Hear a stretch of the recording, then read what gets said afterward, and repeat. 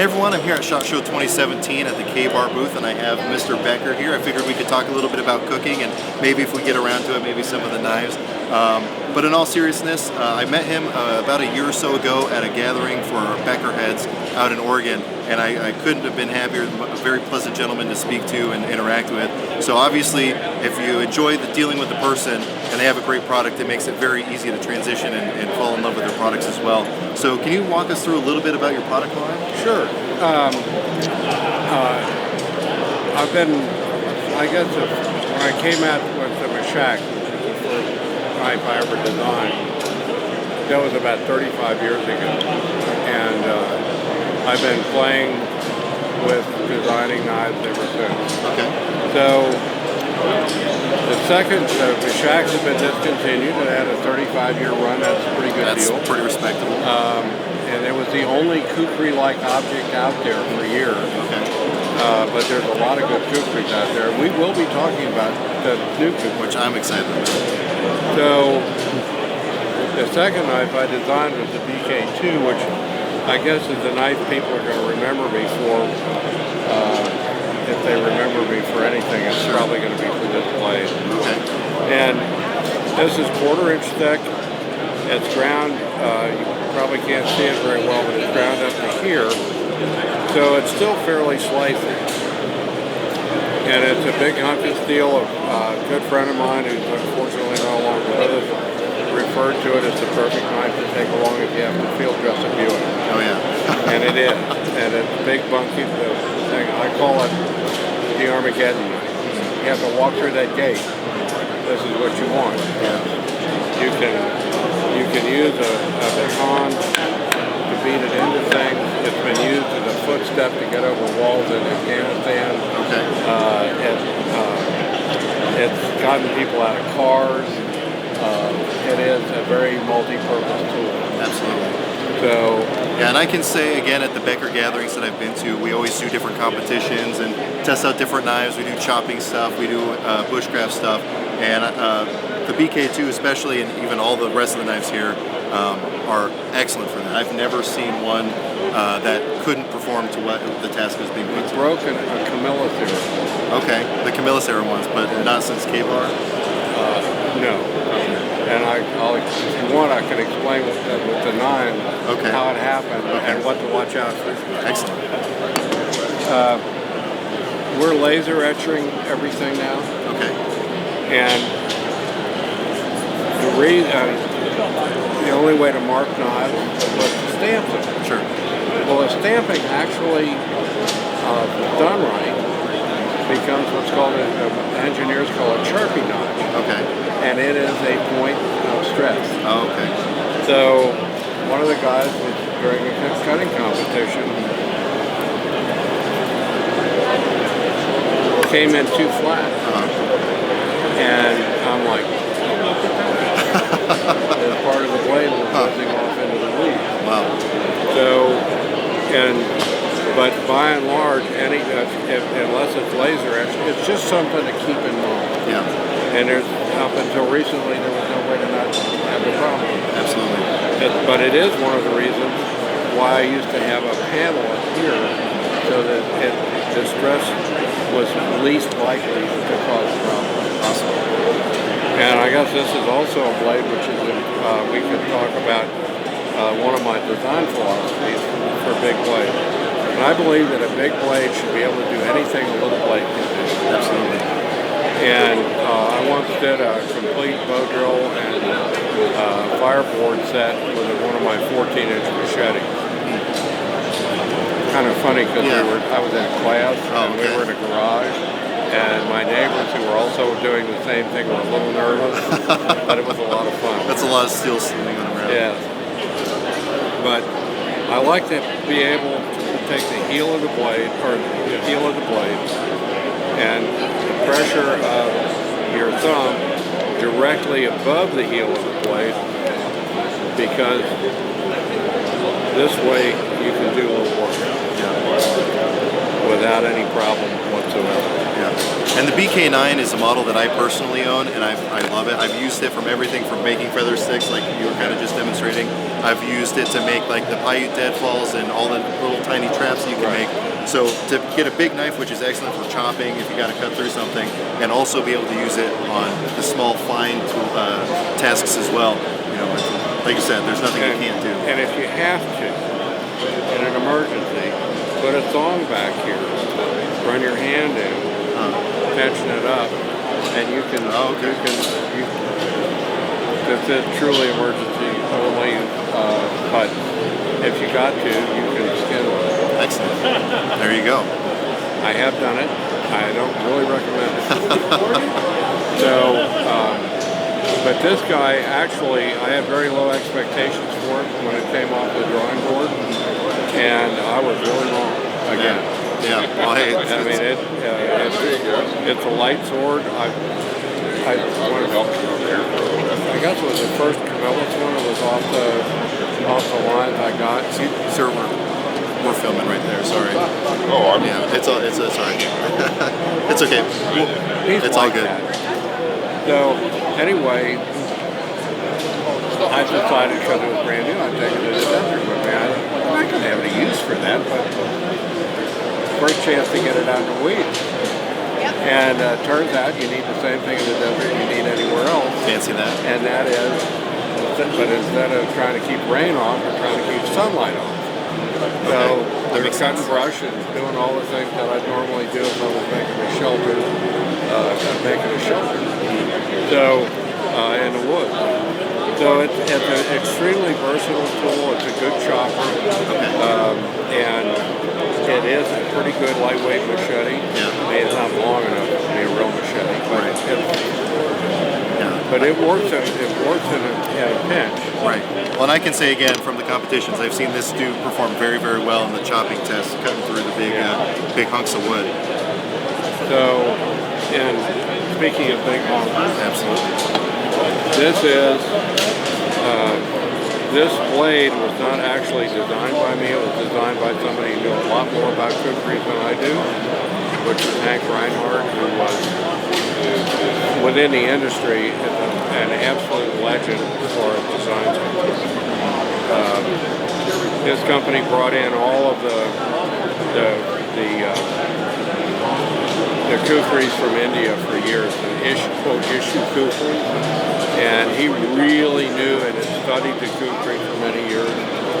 And actually, we have time for a funny story. Yeah, absolutely, always. So he wanted to learn because he was essentially more than anything a fencer, and he wanted to learn whatever the Gurkhas knew about fighting with a kukri. He really didn't want to go to India because he knew he would get upset by the poverty and all that. Finally, he calls the guys who are making the kukris in India and tells them what he wants to do. And they made arrangements with an old Subadar who killed a lot of people with a kukri during World War II. And he went up and he's introduced to the guy. And he says to him, what can you tell me about how to fight with a kukri? And the old man looked at him and he said, well, hit him. So, fairly simple. Hank said, well, can you add anything to that? And he said, well, if that does not work, hit him hard. Yeah, okay. So his friend gets back, and I was talking to I got this story from one of his students, and he asked Hank, he said, was the trip worth it? And Hank said, good information is good information. Yeah, well, and like he was mentioning, you know, India is kind of the epicenter in like Nepal and all that for the kukris. So many people over here aren't necessarily as familiar with them. Right. If you haven't handled one, I would highly recommend finding one of these Reinhardt Kukris, because the first time I handled one, as soon as it was in my hand, I knew this is the kukri that I want. This is it. And if you don't know much about kukri, or actually, a lot of people are unfamiliar with what I call a snap cut. And basically, it's the way you handle an axe if you're doing it right. So what you do is, if you're not trying to chop like this. what you need to do is to come back and hold it in a ring grip, and then as you come down, you keep adding momentum. So it's like that. And it will sometimes increase penetration by an inch. I mean, it really makes a tremendous difference. And that's true too if you're chopping with this blade. Yeah. Well, and again with the Kukris too, those have been proven as a fighting weapon by the Gurkhas over there. They Google it, and there are some pretty intense stories. Everywhere the Gurkhas went in battle, once the Gurkhas showed up in the neighborhood, enemy patrolling stopped. It didn't slacken off. It stopped. There's a lot of formidable fighting forces out there, but the Gurkhas are probably the ones that I would want to go up against the least. No better friend, no worse enemy. Absolutely. And you can say that of the U.S. Marine Corps too, and cheerfully so, but it equally applies to the Gurkhas. Absolutely. Maybe I should say almost equally applies to the Gurkhas. But they're, and it's really funny, I've been overseas a fair amount as a civilian. And every time you pass an British embassy, there are Gurkhas out. And I've been studying the Gurkhas since I was 17 and bought my first Kukri knife.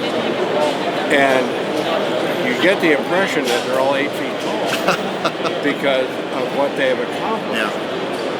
And they carry the FNFAL, or did when I would see them overseas, and it looked like some kid had gotten in the closet and got David Counter. And I'm looking at this and I'm going, well, they may be half my size, but I'm not messing with them. Well, and they do all their training up in the Himalayas, so I mean, coming down off the mountains is nothing, super easy for them. A friend of mine worked with them overseas.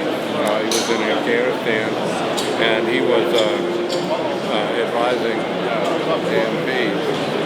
And he said if I had to go out of the compound, he said they'd give me a couple of Gurkhas, and he said as long as I had my Gurkhas, I didn't worry a bit. Excellent. So we've talked a lot about a lot of these larger knives, which are excellent for bushcraft or camping or anything like that, but not necessarily something you can always have on you at all times. So can you tell us a little bit about your neck knife and the applications there? Sure.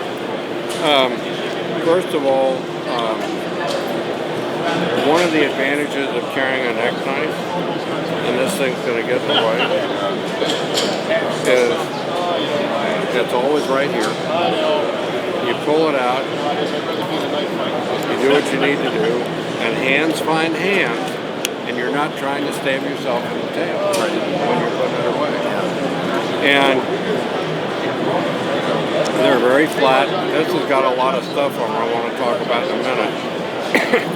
But even with all the stuff on it, I wear it to bed when I'm in the woods. And I do that because one of the features is I've got it rigged up with a light, and I'm at an age I have to find a sleeping bag at least 3 times a night. So I do not do it because I'm so paranoid that I'm going to walk 3 feet away from my tent and end up having to survive screaming in pain in the wilderness for 3 days. But it's nice and flat. This one is one of the most useful blade shapes I've come up with. And it's a modified loveless shape, a drop point, and it's just the right size to really have a lot of utility when you're skinning.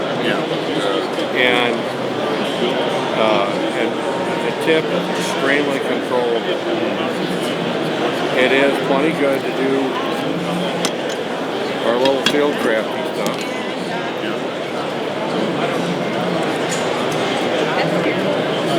I mean, that's pretty fine stuff. And it's strong enough that I have driven it into end grain white oak and got over 40 25 degrees of flex before fitting. Wow. So, not bad for a 2.7 ounce knife. Yeah, and again, it's the size, especially with some of the sheaths. You can take that everywhere. I have a friend of mine who carries one every day, belt mounted. But I mean, it's an excellent thing to keep with you. When I'm in town, it goes in my right front cargo pocket, or right cargo pocket. Okay. If I leave the house, or excuse me, I leave my bedroom and I have shoes on and I'm clothed, there's one of these on. Excellent. So 2.7 ounces. Yeah, super light. I have 2 of these, and they go with me on every camping trip. Super useful, like you were saying. You can do big stuff, you can do little stuff with them. I'm absolutely sold on these. Now, one of the other things that I really appreciate about, especially the Becker line of the K-Bar knives, is there's a very healthy aftermarket availability for things. So one of my good friends, Julio, who Ethan Becker knows as well. Julio Diaz. Yeah, Julio Diaz owns a shop down in California, 710 Custom Sheaths. I have videos on a couple of his sheaths already. I'll have a link below to where you can find out his stuff. He already has all these knives, so you don't have to worry about sending someone a knife and then being apart from it for a couple weeks. He's got it all there. You order up whatever you want. He's got a bunch of different styles and colors and all that, and that's all there. There are plenty of people making aftermarket grips for these as well. So again, very healthy aftermarket, which is excellent for those of you who like to customize your knives up a little bit. Also, if you need to convince your wife to let you buy a Becker knife, you can pick up a copy of The Joy of Cooking, correct? Make sure she gets that too. Yeah, make sure she gets that so she can be helping out the Becker line on that end, and then you can be enjoying a fantastic knife as well. Ethan Becker, thank you very much. It's been a pleasure. By all means. One is this one of the most wonderful free resources you can get is to go to your bike store. Okay. And ask them for small bike tubes. They generally will give you a large box of them. And this is all the grip I use, which it doesn't really need that. Right. But inner tube is wonderful fire starter. Oh, interesting. Okay. Okay. So, and it also keeps it from sliding around. Okay. And if you I always have a ferrocerium rod with me and all that stuff, but this is my fire kit. Right. And it's a Bic and a piece of bike inner tube. And it also, the bike inner tube helps it from coming out of your pocket. Okay, that makes sense. And if you have a small flashlight you carry, EDC, put they've got some bike inner tube that's tiny. So all the sizes have used. And get the little one, put it on your modern fire stick, and it's multi-purpose. And I went over the flashlight. So anyway, well, excellent. Again, Mr. Becker, I really appreciate you talking to us. Please, God, my name is Ethan. All right, Ethan. Again, you will really appreciate what these knives are once you get them in your hand and you can feel the quality and the durability there. Like I said, I own multiples of these. Check them out on Blade Forums. There's a whole forum dedicated to the Becker knives. We have some really good people on there. Yeah. There's a wealth of information, and not just about Becker knives. Yeah. No, I'm a knife nut. I've been a knife nut since I popped out of the womb, and I want to know about knives too. Yeah.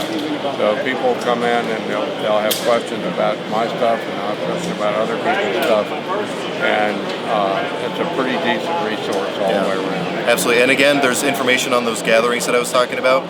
Show up, meet some awesome people, maybe win some knives, possibly. And again, it's a great opportunity to see these knives in action. Hopefully I'll get some footage from the next one I go to so you can see all these in action. But again, Ethan, thank you very much for talking to us. All the information will be below, but thanks again for watching, and we'll catch you on the next one. All right. Cool. Thank you very much. Welcome.